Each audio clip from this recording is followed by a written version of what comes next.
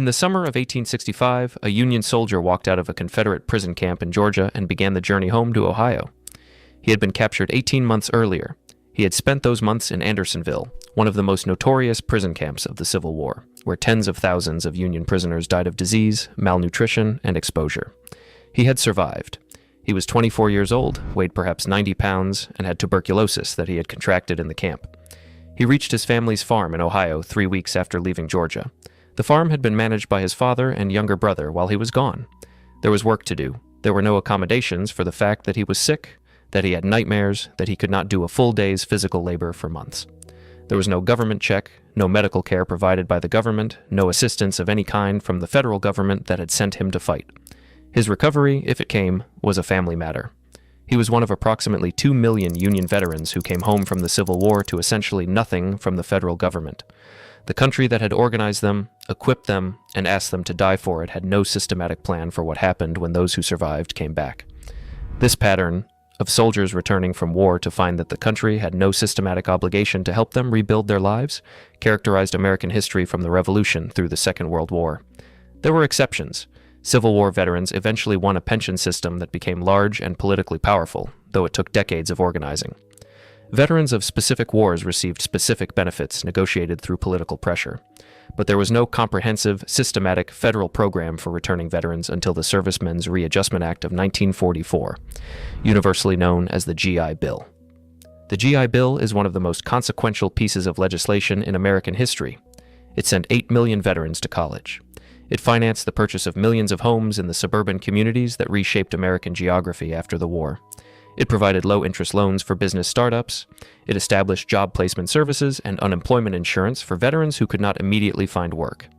It created the Veterans Administration hospital system that provided medical care to veterans with service-connected disabilities and illnesses. It also, by the deliberate design of the congressmen who wrote it and the local institutions that administered it, systematically excluded black veterans from most of its benefits in the South, and provided significantly fewer benefits to black veterans nationwide. The wealth gap between black and white Americans that exists today is in significant part a product of those exclusions, which denied black veterans access to the education, housing, and economic opportunities that transformed white working-class veterans into the middle class of the post-war era. This is the full story, not just the GI Bill as myth, the greatest piece of social legislation in American history that created the middle class, but the GI Bill as history, which includes who it served and who it excluded, and what the consequences of those exclusions have been for the 70 years since the war ended. To understand what the GI Bill represented, you need to understand what veterans came home to in the wars before it existed. The Revolutionary War veterans came home to nothing. The Continental Army had been promised land grants and pay that were never fully delivered. Veterans who had promissory notes from the government, IOUs for back pay that Congress lacked the funds to honor, found that these notes traded at a fraction of their face value on the secondary market, bought up by speculators who were able to hold them until the new federal government eventually honored them at face value. The veterans who had sold their notes at a discount because they needed money immediately got nothing from the eventual payment. The speculators got the benefit. The War of 1812 veterans received modest pensions for disability and survival pensions for veterans who lived to old age. The Mexican War veterans received similar treatment. There was no systematic effort to help these veterans reintegrate into civilian life, because the prevailing ideology held that military service was a civic duty that men performed and then returned from to their ordinary lives. The idea that the government owed veterans something beyond their pay and their discharge papers was not part of the political culture. The Civil War changed this, but it changed it slowly and unevenly. The scale of the war, which involved 3 million men on both sides and produced 1 million casualties, created a political constituency of veterans that was unprecedented in American history. The Grand Army of the Republic, the Organization of Union Veterans, became one of the most powerful political organizations in post-war America, with chapters in every northern state and enough political muscle to influence presidential elections. The pension system that the GAR fought for and eventually won became, by the late 19th century, the largest single item in the federal budget, consuming approximately 40% of federal expenditures at its peak. It covered not just disabled veterans, but eventually all surviving Union veterans and their dependents, providing monthly payments that were significant for many recipients. It was, in effect, the first large-scale federal social insurance program in American history, but the Civil War pension system was not a veterans' benefit system in the modern sense. It was a political reward distributed through a system that was susceptible to fraud, was administered with significant political favoritism and excluded Confederate veterans entirely. The pension agents who helped veterans file claims were often political operatives. The medical examinations that determined disability levels were often perfunctory and influenced by political considerations. And the system provided no education benefits, no housing assistance, no job training, and no systematic medical care. Confederate veterans received nothing from the federal government and relied on the pension systems of the individual Southern states, which were smaller and less generous than the federal system. Black Union veterans, who had fought in the United States colored troops and who were entitled to the same federal pensions as white veterans, faced systematic discrimination in the administration of the pension system, with their claims processed more slowly, denied at higher rates, and paid at lower amounts than comparable claims from white veterans. The World War I veterans came home to a system slightly more developed than their Civil War predecessors had found. The War Risk Insurance Act provided disability compensation and life insurance for veterans. The Veterans Bureau, established in 1921, centralized the administration of veterans programs. But the promises made to World War I veterans included a bonus, adjusted service compensation, that was supposed to account for the wages veterans had foregone by serving, and the bonus was not paid immediately. The veterans organized around the bonus payment through the 1920s. The Adjusted Compensation Act of 1924 established that the bonus would be paid in 1945, 2 decades after the war ended. For veterans struggling in the Depression of the 1930s, this deferred payment was inadequate, and in 1932, approximately 20,000 veterans, the Bonus Army, marched on Washington to demand immediate payment. The Bonus Army camped in Washington for weeks, occupying vacant buildings and a camp across the Anacostia River from the Capitol. President Hoover ordered them to leave. When some of the veterans refused, General Douglas MacArthur, with Major Dwight Eisenhower as his aide, led Army troops including cavalry, infantry, and tanks to disperse the camp. The soldiers used tear gas and bayonets. The camp was burned. Veterans and their families were driven out. The images of American soldiers driving American veterans out of their camps in Washington were politically devastating for Hoover and contributed to his landslide defeat by Roosevelt in 1932. Roosevelt eventually signed legislation providing the bonus payment in 1936 over his own veto that was overridden by Congress. The Bonus Army experience was directly relevant to the design of the GI Bill. The planners who developed the bill understood that 16 million Americans were going to come home from World War II, that they had sacrificed years of civilian economic activity and career development for military service, and that unless the government provided systematic assistance for their reintegration, the country risked the kind of mass veteran discontent that had produced the Bonus Army. The economic studies of the 1940s projected significant unemployment in the immediate post-war period as the wartime economic mobilization wound down, and the prospect of millions of unemployed veterans without prospects was genuinely frightening to political leaders of both parties. Harry Colmery, a former national commander of the American Legion, wrote the first draft of what became the GI Bill in longhand on stationery from the Mayflower Hotel in Washington in January 1944. The American Legion lobbied aggressively for the bill's passage, and it moved through Congress quickly, passed by both chambers and signed by Roosevelt on June 22, 1944, 16 days after D-Day. The bill as passed provided a remarkable package of benefits. Veterans who had served at least 90 days and received honorable discharges were eligible. The education benefits provided up to 4 years of college or vocational training, with the government paying tuition directly to the institution and providing veterans with a monthly living allowance. The Home Loan Guarantee Program allowed veterans to purchase homes with no down payment, with the government guaranteeing the loan against default, which induced lenders to offer favorable interest rates and terms. The unemployment insurance provision provided veterans with 52 weeks of unemployment benefits at $20 per week, which gave rise to the informal name the 5220 Club. The job placement and vocational rehabilitation provisions provided assistance to veterans with disabilities. The education benefit transformed American higher education. In the fall of 1947, veterans accounted for 49% of college enrollment.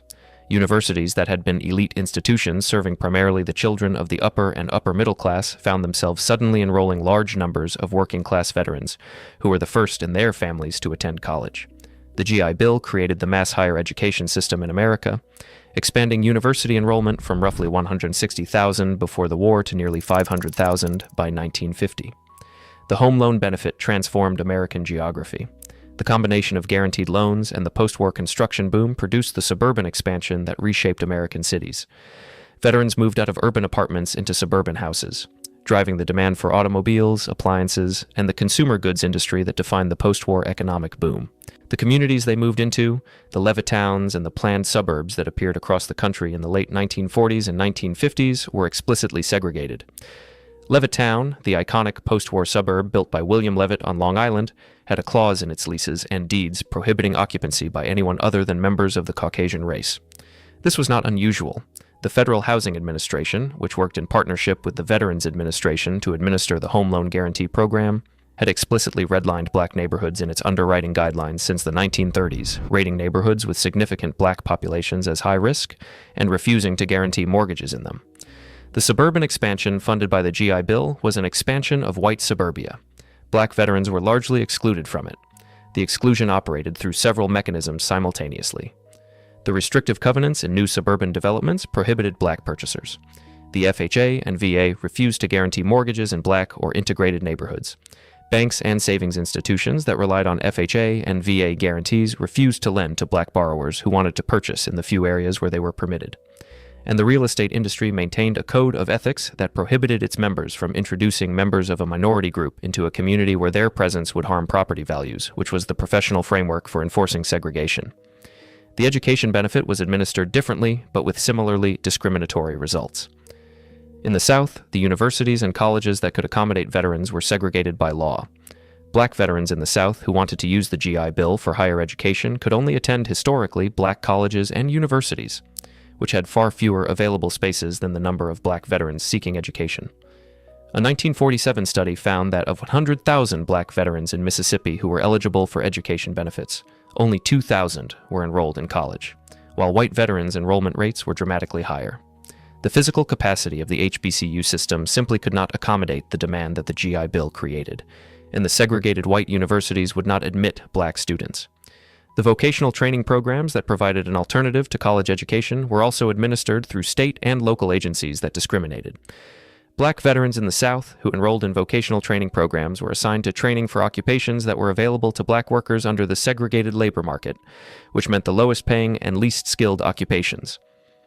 A black veteran who wanted training as an electrician or a plumber, in trades that offered middle-class wages, was directed instead to training as a janitor or a farm laborer, if he was permitted to enroll at all. The unemployment insurance component of the GI Bill, the 5220 Club, was administered through the state employment service offices that had long records of discrimination against black workers. A black veteran who sought help from the employment service in finding work in the post-war labor market was steered toward the same limited range of occupations that the segregated labor market made available to black workers generally. The GI Bill's job placement assistance was not designed to challenge the segregated labor market. It was designed to operate within it. The medical care provision of the GI Bill, which established the Veterans Administration hospital system, was administered through a segregated system in the South. Black veterans seeking VA medical care in southern states were treated in segregated VA facilities that were consistently less well-equipped and less well-staffed than the facilities serving white veterans. In some areas, there were no VA facilities accessible to black veterans at all. The cumulative effect of these exclusions was that the GI Bill, which transformed the economic prospects of white working-class veterans and produced the American middle class of the post-war era, provided dramatically fewer benefits to black veterans and in many cases provided no meaningful benefits at all. The wealth gap between black and white Americans today is a product, in significant part, of the GI Bill's exclusions. The white veterans who used the education benefit to earn college degrees earned higher wages throughout their careers than they would have without the degree, and their higher wages allowed them to save more, pass more wealth to their children, and enter their retirements with more assets. The white veterans who used the home loan benefit to purchase suburban homes in communities that subsequently appreciated and value-built wealth through home equity that their children inherited. The black veterans who were excluded from these benefits did not accumulate the same wealth, and the wealth they did not accumulate was not passed to their children and grandchildren. The intergenerational transmission of wealth, which amplifies the initial advantage or disadvantage and compounds it across generations, means that the GI Bill's exclusions are not historical facts with purely historical consequences. They are living facts with current consequences, visible in the wealth gap between black and white Americans that has remained large and relatively stable for decades, despite the legal dismantling of formal racial discrimination. This is the full story of the GI Bill. Not the myth of the greatest piece of social legislation in American history that created the middle class, though that is partly true. The GI Bill was extraordinary legislation that transformed the lives of millions of Americans and reshaped the country's economy, geography, and class structure. It was also legislation that was deliberately administered to exclude black veterans from most of its transformative benefits, and that in doing so produced racial wealth inequalities that are still measurable and still consequential in 2025. Understanding both of these things simultaneously is necessary for understanding both what the GI Bill achieved and what it left undone, and what it would take to address the consequences of its exclusions.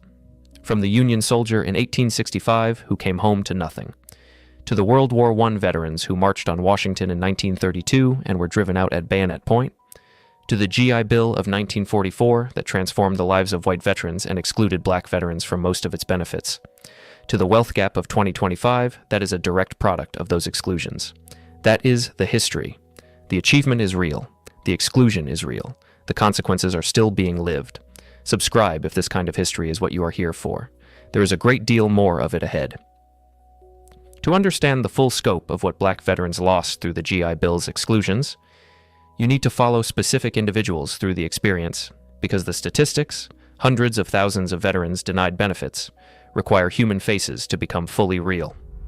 Medgar Evers came home from the war in 1945. He had served in the army, participating in the D-Day invasion at Normandy, fighting across France. He was 20 years old when the war ended, a decorated veteran who had risked his life for a country that would not allow him to vote in his home state of Mississippi. When Evers returned to Decatur, Mississippi, he and several other black veterans attempted to register to vote. They were met at the courthouse by a mob of armed white men and driven away. He tried to enroll at the University of Mississippi Law School using his GI Bill education benefit. His application was rejected because the university did not admit black students. He eventually attended Alcorn State College, a historically black institution, using his GI Bill benefit. He went on to become the NAACP's field secretary in Mississippi and was assassinated in his driveway in 1963. His experience of the GI Bill was representative of black veterans throughout the South, entitled in theory to the same benefits as white veterans, denied them in practice by the segregated institutions through which the benefits were administered. His service was accepted. His citizenship was denied. The contrast with the experience of a comparable white veteran is stark and measurable. A white veteran from Mississippi who used the GI Bill to attend the University of Mississippi, earn a law degree, and establish a legal practice built a middle-class income, a retirement portfolio, and equity in a home that he was able to purchase with the GI Bill home loan guarantee. His children grew up in a household with those assets, attended college themselves, and entered adulthood with advantages that reflected the wealth their father had built. His grandchildren have inherited those advantages. The black veteran who was denied access to the same institutions did not build the same wealth, could not pass on the same advantages, and his descendants did not inherit the same starting position. The wealth gap between these two families, measurable today, is not a product of anything their current members did or failed to do. It is a product of specific policy decisions made in 1944 and administered through the 1940s and 1950s. Understanding this is not a call for collective guilt or for the condemnation of individuals who were acting within the norms of their era. It is a call for historical accuracy about the causes of current conditions. The black-white wealth gap in America did not arise from nowhere. It has specific causes, specific policy decisions, specific mechanisms. The GI Bill's exclusions are one of the most clearly documented and most consequential of those causes. The policy decisions that produced the exclusions were not inevitable. They were choices made by specific people in specific circumstances. The decision to administer the GI Bill through local institutions in the South, knowing that those institutions would discriminate, was a choice made by the program's designers to ensure Southern Democratic support for the bill. The decision not to include anti-discrimination provisions in the bill, which were proposed and rejected during the legislative process, was a choice made to secure the votes needed for passage. These choices had alternatives. An anti-discrimination provision would have prevented the worst of the exclusions, though it would have faced significant political resistance from Southern Democrats and might have prevented the bill's passage. A federal administration structure that bypassed the discriminatory local institutions would have reduced the discrimination, though it would also have been politically contentious. The choice to accept the discrimination as the price of political viability was a real choice with real consequences. The veterans who bore the cost of that choice did not bear it by accident or through any failure of their own. They bore it because the political system made a calculation that their exclusion was an acceptable cost of securing the votes needed to pass the bill. They were sacrificed to political pragmatism, as Black Americans had been sacrificed to political pragmatism in the Social Security Act, in the New Deal labor programs, and in the pattern of racial compromise that characterized federal legislation from the founding through the mid-20th century.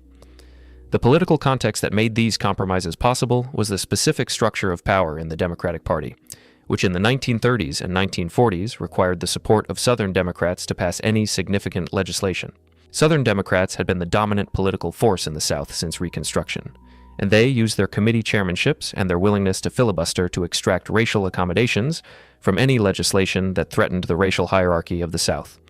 The GI Bill's exclusions were the price of their support, just as the Social Security Act's exclusions had been. This pattern of racial compromise continued until the civil rights legislation of the 1960s disrupted the political coalition that made it possible. The Voting Rights Act of 1965, which enabled black voters in the South to participate in the political process, eventually transformed the Southern Democratic coalition and ended the specific political mechanism that had produced racial exclusions in federal programs. But by the time this happened, the GI Bill had been administered for 20 years. The wealth-building period of the post-war boom had largely passed, and the damage to black veterans' economic prospects was done. The subsequent effort to address the consequences of the GI Bill's exclusions has been limited and insufficient. The civil rights legislation of the 1960s prohibited racial discrimination in federal programs going forward, but it did not provide restitution for the benefits that black veterans had been denied in the 1940s and 1950s. The Equal Credit Opportunity Act of 1974 prohibited discrimination in lending, but it did not address the wealth that black families had failed to build during the decades when they were excluded from the mortgage market. The Community Reinvestment Act of 1977 required banks to lend in communities they had previously redlined, but it did not repair the damage done by decades of exclusion.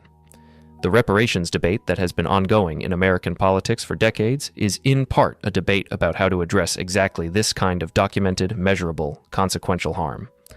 The case for some form of restitution to the descendants of black veterans who were excluded from the GI Bill's benefits is not abstract.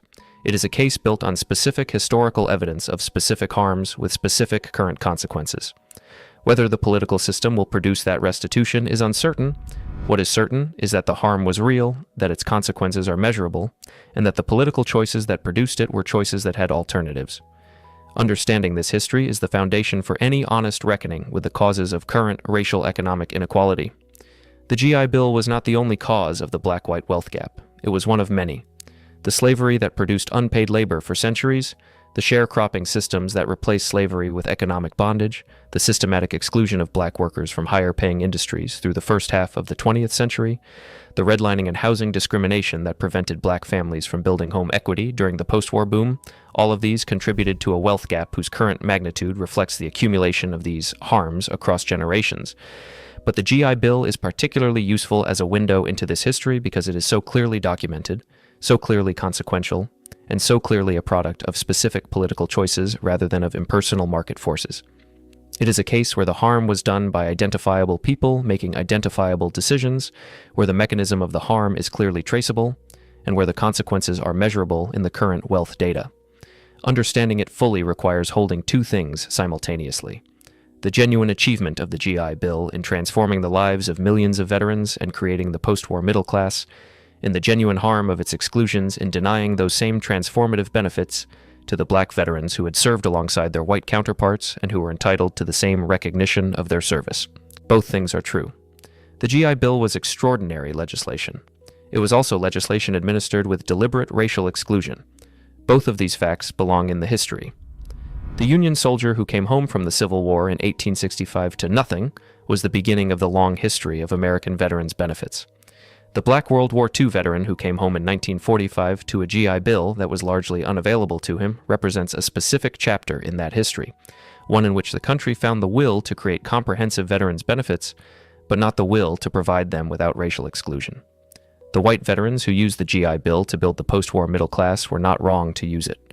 They were entitled to the benefits they received. The tragedy is not that they received them.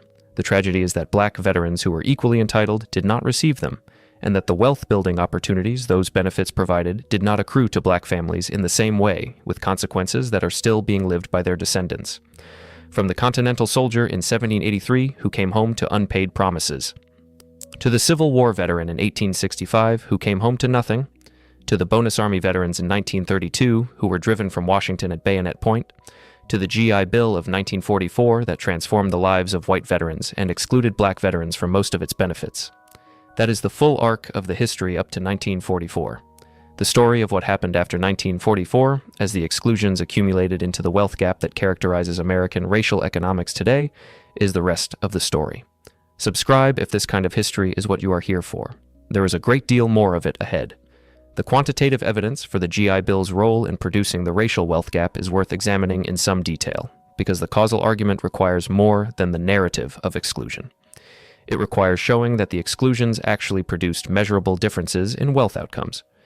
Economist Ira Katznelson, who wrote the definitive historical account of the GI Bill's racial dimensions in his book When Affirmative Action Was White, and economists who have subsequently analyzed the data, have documented the magnitude of the wealth transfer that the GI Bill represented and the differential access that white and black veterans had to that transfer. The Home Loan Guarantee Program provides the clearest quantitative evidence. Between 1944 and 1952, the VA guaranteed nearly 2.4 million home loans for veterans, totaling approximately $16 billion. The homes purchased with those loans were concentrated in the new suburban communities that were being built across the country during this period. Those communities were effectively closed to black buyers through the combination of restrictive covenants, FHA and VA redlining policies, and real estate industry discrimination. The homes purchased in 1945, 1946, and 1947 using VA-guaranteed loans in suburban communities like Levittown, Park Forest, and the hundreds of similar developments that appeared across the country, appreciated dramatically in value over the following decades. A house purchased for $7,190 in Levittown in 1947 was worth approximately $200,000 by 2000. The family that purchased that house built equity that they were able to borrow against, pass to their children, and use as the foundation of their economic security in ways that extended far beyond the value of the house itself. The black veteran who was denied access to this wealth-building opportunity did not build that equity. The family that did not purchase a suburban home in 1947 did not benefit from the appreciation that made homeownership the primary wealth-building mechanism for the American working class in the post-war era, and their descendants did not inherit the equity that their counterparts' descendants inherited. This is not a hypothetical calculation. It is a measurable difference in wealth outcomes that is visible in the current data. The median white family in America today has approximately 8 times the wealth of the median black family. This gap did not exist to the same degree before the GI Bill era, and it was significantly produced by the differential access to wealth-building opportunities during the post-war decades. The education benefit provides parallel evidence. The 8 million veterans who used the GI Bill for college education experienced permanently higher earnings as a result of their degrees. The earnings premium for college graduates relative to high school graduates, which has been consistently documented throughout the post-war era, means that veterans who obtained degrees earned more over their careers than they would have without the degree, allowing them to save more, invest more, and build more wealth. Black veterans who were excluded from the universities that white veterans attended, and who were confined to the overcrowded and underfunded historically black colleges, either received less education than they sought or received it in conditions that limited the quality of the credential they earned. The black veteran who attended Alcorn State on his GI Bill benefit graduated with a degree that was less recognized in the labor market than the same degree from a major state university and earned less over his career as a result. The cumulative effect of these differences, compounded over careers and transmitted to children and grandchildren, is the racial wealth gap of today. It is not the only cause of that gap, and it did not produce that gap alone. But it is one of the most clearly documented causes, produced by one of the most consequential pieces of federal legislation in American history, at a moment when the opportunity existed to do otherwise. The comparison with what the GI Bill could have been is not merely hypothetical. The bill's designers were aware of the discrimination that would result from administering it through local institutions in the South. NAACP representatives appeared before the congressional committees that considered the bill and specifically warned that the bill as designed would reproduce the racial discrimination of the institutions through which it was administered. Their warnings were acknowledged and ignored. A GI Bill administered through federal agencies with anti-discrimination requirements, or through direct federal provision of benefits rather than through local institutions, would have provided black veterans with access to the same benefits that white veterans received. The wealth building that resulted would have been more evenly distributed. The post-war middle class that the GI Bill created would have been more racially diverse. The political decision not to design the bill this way was a specific choice. The Southern Democrats who insisted on local administration and who blocked anti-discrimination provisions made a specific demand. The Roosevelt administration and the congressional leadership that accepted this demand made a specific decision. The American Legion, which drafted the bill, accepted the accommodation. All of these specific people made specific choices that had specific consequences lasting to the present day.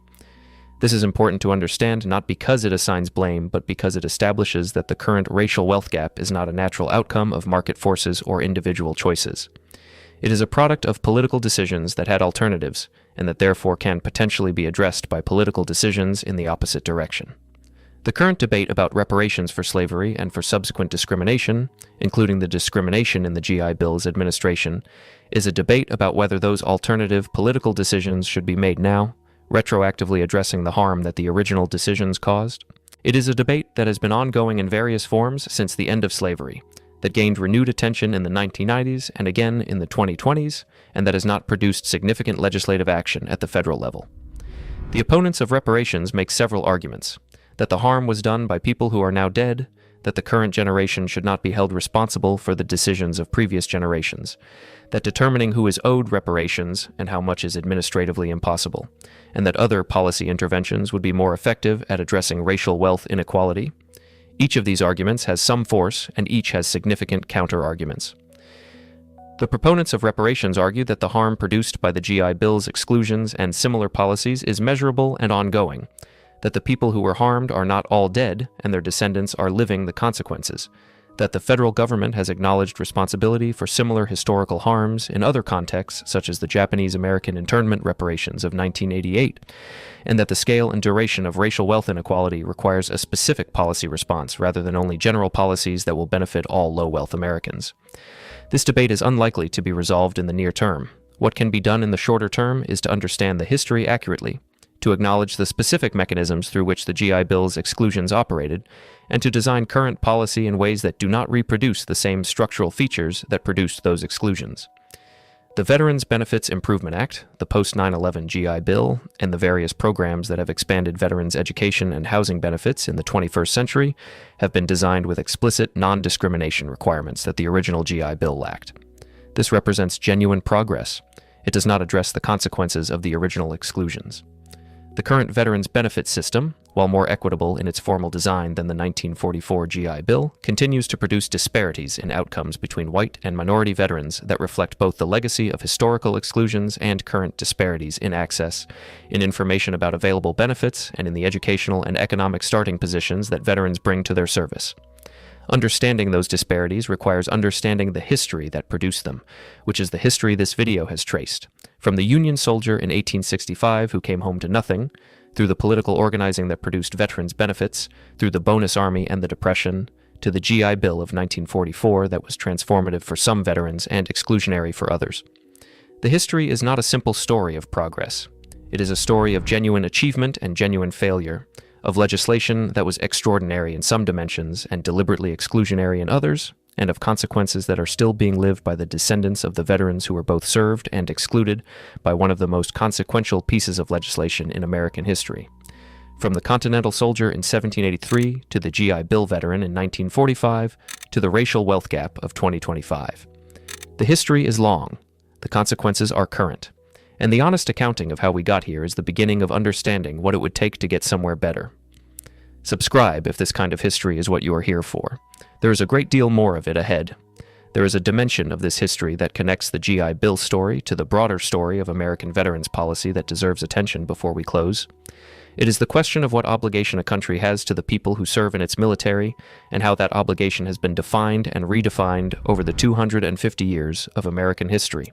The original understanding of military service in the American Republic was that it was a civic duty, not a professional career, and that the obligation of the government to those who performed that duty was limited: pay for the time served, care for those disabled in service, and return the veteran to civilian life. The pension systems that developed over the 19th century expanded this obligation, but the expansion was driven by political pressure from organized veterans rather than by a philosophical commitment to veterans' welfare. The GI Bill represented a qualitative shift in the understanding of the government's obligation to veterans. It acknowledged that military service during a total war represented a genuine sacrifice of economic opportunity and career development, and that the government had an obligation to make veterans whole for that sacrifice rather than simply returning them to civilian life and leaving them to manage the transition on their own. The education benefit, in particular, reflected an understanding that veterans who had served during what should have been their college years deserved the opportunity to obtain the education they had deferred. This understanding of veterans' benefits as compensation for opportunity cost, rather than simply as reward for service, represented a more sophisticated and more generous conception of the government's obligation. It was also a conception that was limited by the racial politics of the era to apply primarily to white veterans, and that produced the exclusions whose consequences we have been tracing. The post-Vietnam era produced a further evolution in the understanding of veterans' benefits, driven by the specific challenges that Vietnam veterans faced. Vietnam veterans came home not to parades and celebrations, but to a country that was deeply divided about the war, that in some communities actively expressed hostility to returning veterans, and that was not prepared for the scale of psychological injury that the Vietnam War had produced. Post-traumatic stress disorder, which had been recognized in various forms since at least World War I under different names, was formally recognized as a diagnostic category in 1980, and the recognition was driven significantly by the advocacy of Vietnam veterans and the clinicians who treated them. The VA's provision of mental health services to veterans with PTSD has been one of the most significant evolutions in veterans' benefits since the GI Bill, representing an acknowledgement that the psychological injuries of war are as real and as deserving of treatment as the physical injuries. The post-9/11 GI Bill, passed in 2008, represented the most significant expansion of education benefits since the original GI Bill. It provided full tuition at any public university, a housing allowance, and a book stipend to veterans who had served since September 11, 2001, extending the original GI Bill's education benefit to a new generation of veterans and restoring the generosity that the original bill had provided. Unlike the original GI Bill, it was designed with explicit non-discrimination requirements and has been administered in ways that have provided more equitable access across racial groups. The Mission Act of 2018 expanded access to VA healthcare by allowing veterans to seek care from private providers when VA facilities were not accessible or when wait times were excessive. This represented an acknowledgement that the VA healthcare system, which had grown from the veterans' hospitals established under the GI Bill into one of the largest healthcare systems in the country, had capacity constraints that prevented it from meeting all veterans' healthcare needs. The current veterans' benefit system is the most comprehensive in American history. It provides education benefits, housing assistance, healthcare, disability compensation, pension benefits for lower-income veterans, job placement assistance, small business loans, and a range of other programs that address the specific challenges veterans face in transitioning to civilian life. The VA is the second largest federal agency, with a budget of approximately $320 billion in 2024. The system is also imperfect in specific and documented ways. Wait times for VA healthcare and benefits processing remain problems that have been the subject of congressional investigations, media coverage, and reform efforts. The system's complexity, which reflects the accretion of programs and eligibility criteria developed over 8 decades, makes it difficult for veterans to understand and access the benefits they are entitled to. The transition assistance programs that are supposed to help veterans navigate the civilian labor market have been criticized as insufficient to address the specific challenges that veterans face. The treatment of women veterans has been a particular area of inadequacy. Women were excluded from many aspects of military service for most of American history, and the veterans' benefit system was designed primarily with male veterans in mind. As women's participation in the military has increased, the VA has had to adapt programs and facilities that were not designed for female patients, with mixed results. The treatment of military sexual trauma, which affects a disproportionate number of women veterans, has been an area of particular concern and particular inadequacy. The treatment of veterans from marginalized communities, including LGBTQ veterans who served during the era of Don't Ask, Don't Tell, and faced dishonest discharge characterizations that affected their benefit eligibility, represents another area where the formal equity of the current system has not fully addressed the specific harms that specific veterans have experienced. Understanding these ongoing inadequacies requires understanding the history that produced them, which is the history this video has traced. The veterans' benefit system was built incrementally in response to specific political pressures and specific recognized needs, and it reflects both the genuine achievements of those efforts and the limitations of what was politically possible at each stage. The GI Bill of 1944 was the most transformative of those incremental steps, and its racial exclusions are the most consequential of its limitations. The subsequent evolution of the system has addressed some of the GI Bill's exclusions without fully addressing their consequences, and has created new programs without always ensuring that those programs reach the veterans who need them most. From the Continental Soldier in 1783, to the Union veteran in 1865, to the Bonus Army veteran in 1932, to the GI Bill veteran in 1945, to the post-9/11 veteran in 2025. The arc of American veterans policy is the arc of a country slowly, imperfectly, and with significant racial unevenness, coming to terms with what it owes to the people it asks to fight its wars. That reckoning is not complete. The racial wealth gap that is in part a product of the GI Bill's exclusions is evidence that it is not complete. The ongoing challenges in VA healthcare and benefits processing are evidence that it is not complete. The specific harms to specific categories of veterans that the current system has not fully addressed are evidence that it is not complete. Understanding the history of how we got here is the foundation for understanding what it would take to get somewhere better. Subscribe if this kind of history is what you are here for. There is a great deal more of it ahead. One final thread in this history connects the GI Bill to the present in a way that is easy to miss when the story is told primarily as history. That thread is the current generation of veterans, who have served in the longest wars in American history, and who are navigating a transition to civilian life with a benefit system that is significantly more comprehensive than what existed in 1944, but that still does not fully meet the challenges they face.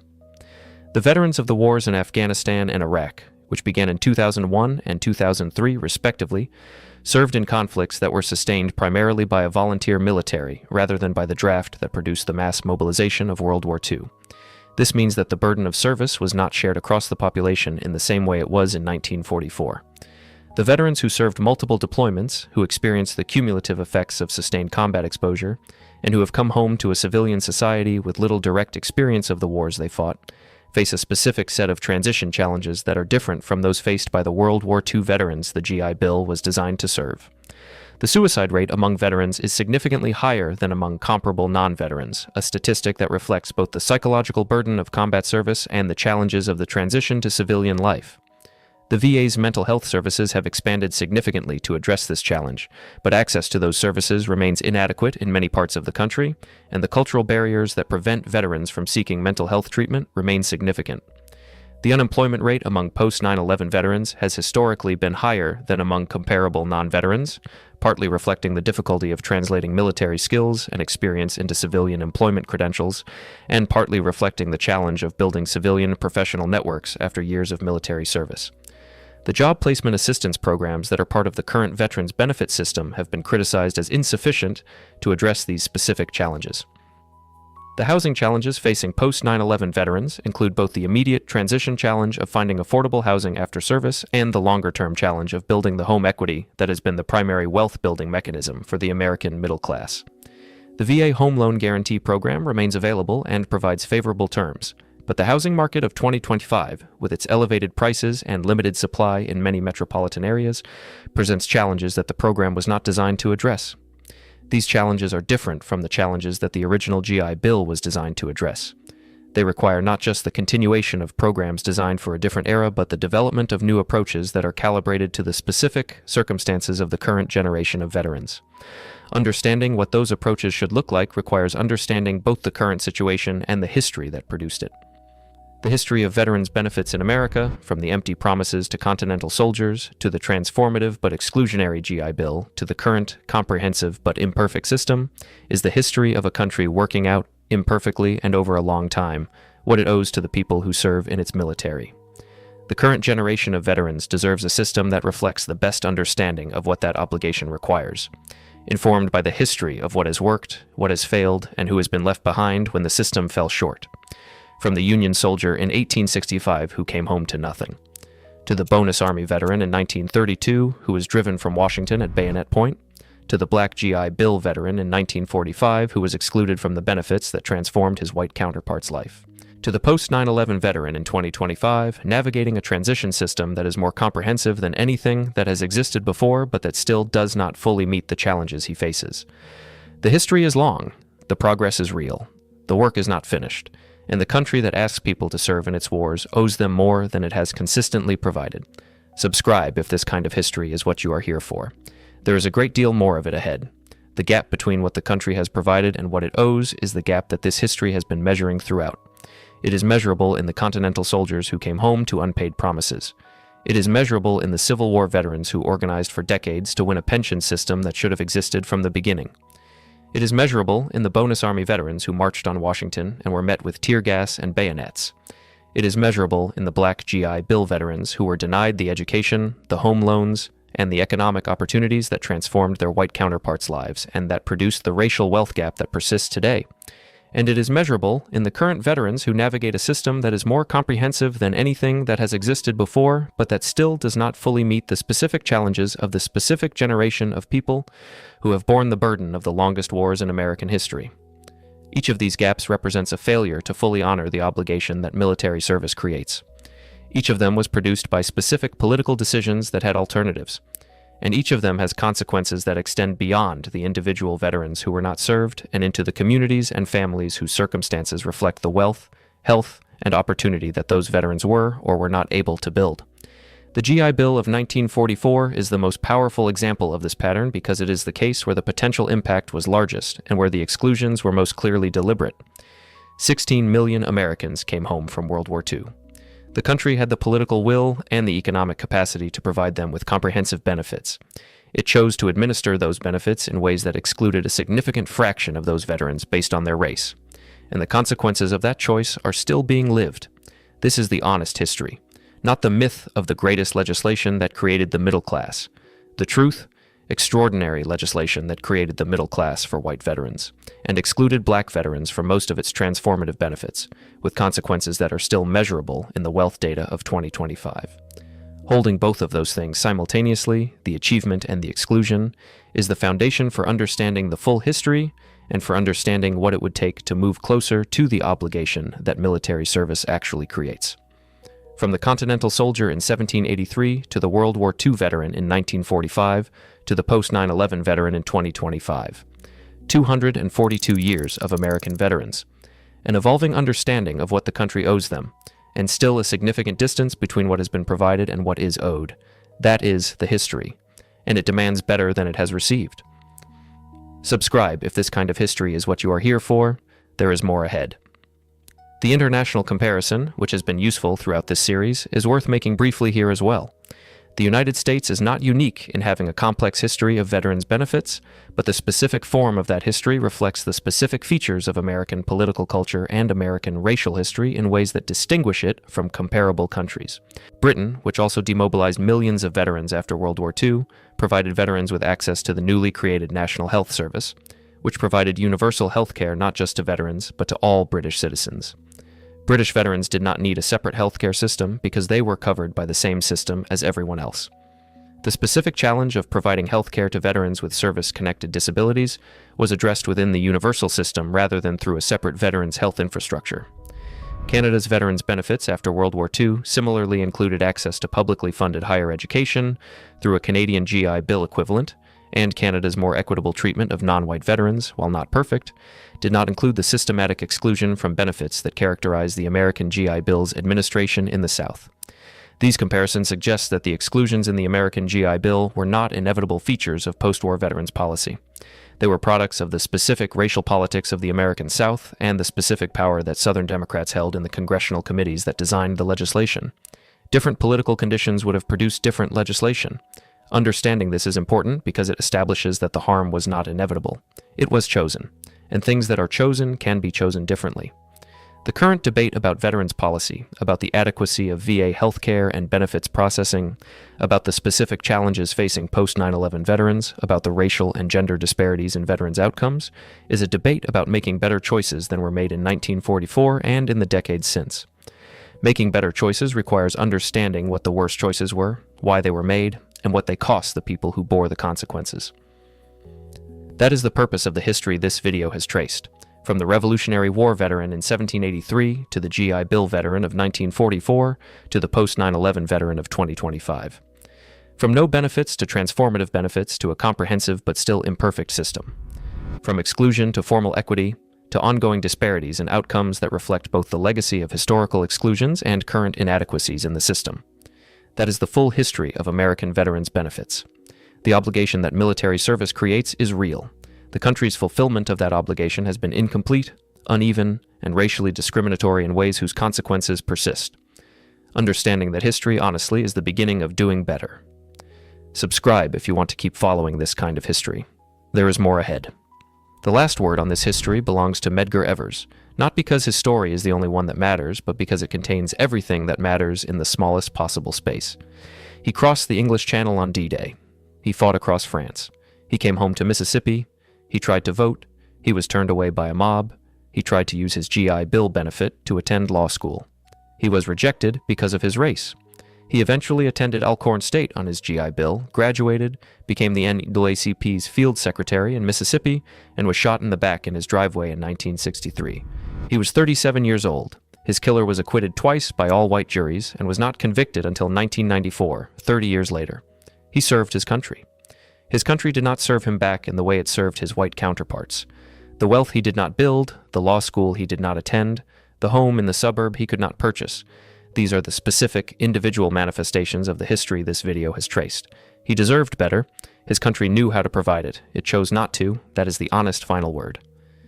Subscribe if this kind of history is what you are here for. There is more ahead.